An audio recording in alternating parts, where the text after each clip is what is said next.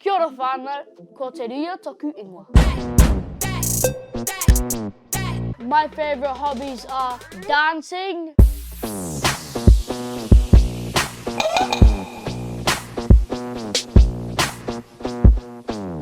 I like performing haka.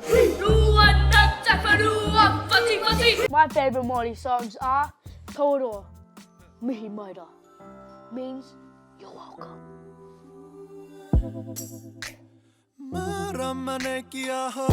Aotearoa, Stan Walker.